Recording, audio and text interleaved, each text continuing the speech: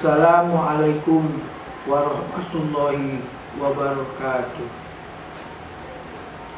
Alhamdulillah, wassalatu wassalamu ala rasulillah wa ala alihi wa sahbihi wa mawala, amma ba'du. A'udzu billahi minasyaitonir rajim. Ya ayuhan nas, qad ja'atkum mau'izatun min rabbikum wa shifaa'un lima fis sudur wa hudan wa rahmatan lil mu'minin. Shadaqallahul azim. Ibu-ibu, bapak-bapak, dan saudaraku sekalian yang dirahmati oleh Allah Subhanahu wa ta'ala. Segala puji bagi Allah. Kita memujinya dan meminta pertolongan, pengampunan, dan petunjuknya. Tadabbur Al-Quran kita kali ini ialah Al-Quran obat hati. Saudaraku sekalian yang dirahmati oleh Allah Subhanahu wa ta'ala, Al-Quran Karim Tarjamah Tafsiriyah yang ditulis oleh Al-Ustaz Dr. Muhammad Thalib. Beliau berkata, Ya ayuhan nas, qad ja'atkum mau'izatum min rabbikum. Wahai manusia, Al-Quran telah datang kepada kalian dari Tuhan kalian. Wasifaun lima fis sudur. Al-Quran menjadi obat penawar bagi hati kalian. Wa hudaw wa rahmatul lil mu'minin. Petunjuk dan rahmat bagi orang-orang yang beriman. Quran Surah Yusuf, surah nomor 10, ayat 57.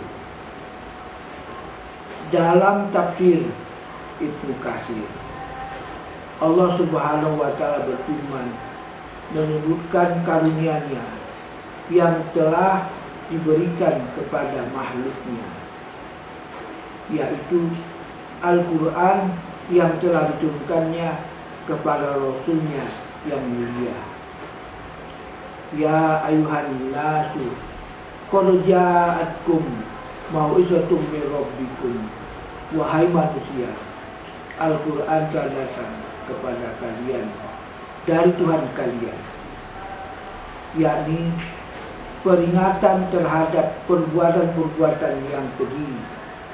Wasifa'ul lima fis sudur. Al-Quran menjadi obat penawar bagi hati kalian. Maksudnya adalah dari kebimbangan dan keraguan, yaitu melenyapkan kotoran dan najis yang terdapat di dalam dada. Wa hudaw wa rahmah, dan petunjuk serta rahmat, yaitu yang dengan mengamalkannya akan diperoleh petunjuk rahmat dari Allah Subhanahu wa ta'ala. Dan sesungguhnya hal itu hanyalah diperoleh bagi orang-orang mukmin dan orang-orang yang percaya serta meyakini apa yang terkandung di dalam Al-Quran. Perihal sama dengan apa yang disebutkan oleh Allah Subhanahu wa ta'ala dalam firman-Nya, wa nunazzilu minal qur'ani ma huwa shifaa'u wa rahmatul lil mu'minin.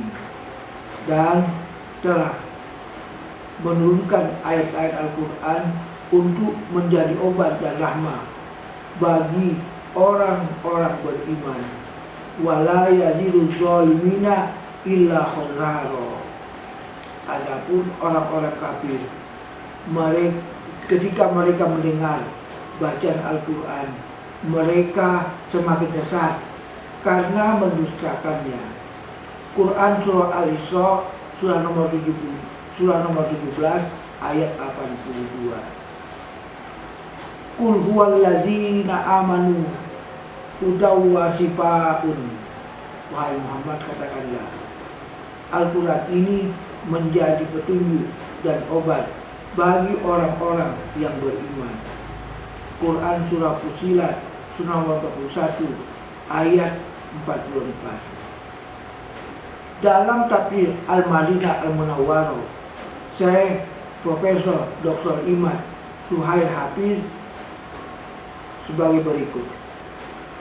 Mau'izatum mir rabbikum, pelajaran dari Tuhanmu, yakni Al-Quran mengandung pelajaran tentang kesudahan seseorang dengan sesuatu yang menyenangkan atau dengan sesuatu yang menakutkan. Wasifaul lima fisudur, dan menjemuk bagi penyakit-penyakit yang berada dalam dada, yakni berupa keraguan-raguan yang menimpa orang-orang yang bingung. Dan Al-Quran yang mengandung bantahan terhadap akidah-akidah yang sesat. Wahudan, dan petunjuk, yakni pemberi petunjuk bagi orang yang mengikuti dan memahami Al-Quran kepada jalan yang mengantarkan manusia menuju surga.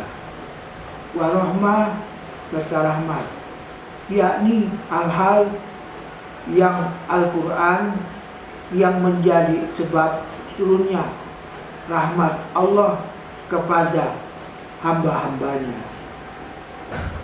Dalam tafsir As-Sa'di oleh Syekh Abdurrahman bin Nasir As-Sa'di, dan ayat ini Allah Subhanahu wa Ta'ala berfirman, mendorong manusia mendatangi kitab yang mulia ini dengan menyebutkan sifat-sifatnya yang baik yang disebutkan sekali oleh hamba, yang memperingatkan kamu tentang amal-amal yang dapat mendatangkan kemurkaan Allah dan hukumannya, dan mengingatkan kamu agar menjauhi semua itu dengan menerangkan pengaruh dan bahayanya, seperti penyakit syahwat yang dapat menghalangi seseorang dari tunduk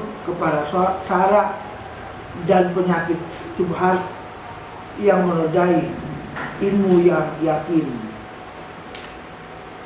Di dalam Al-Quran terdapat pelajaran, targhib atau dorongan, dan tarhib atau peringatan, janji dan ancaman, di mana itu dapat menjadikan seseorang hamba memiliki rasa harap dan cemas. Ia akan berharap untuk memperoleh kebaikan yang dijadikan dengan mengerjakan amalan yang dapat mencapai ke arahnya, serta dia akan merasa takut jika mengerjakan keburukan karena ancaman yang diancamkannya itu. Di dalam Al-Quran juga terdapat bukti dan dalil yang disebutkan Allah dengan cara yang paling baik, dan diterangkannya dengan menjelaskan yang paling baik, di mana semua itu dapat menyingkirkan syubhat dan menjadikan seseorang mencapai ke derajat yakin dan sebelumnya ragu. Ketika hati sembuh dari penyakit-penyakit itu, maka anggota badan yang lain pun menjadi baik, dan Al-Quran dapat diketahui kebenarannya, yakni kebaikan yang diperoleh dan pahala segera akan ditunda nanti bagi orang yang mengambil petunjuk darinya. Dengan petunjuk dan rahmat tercapailah kebahagiaan dan keberuntungan. Saudaraku sekalian yang dirahmati oleh Allah Subhanahu wa Ta'ala, kesimpulan tadabbur Al-Quran kita pada hari ini ialah Al-Quran ini menjadi petunjuk dan obat bagi orang-orang beriman. Wassalamualaikum warahmatullahi wabarakatuh.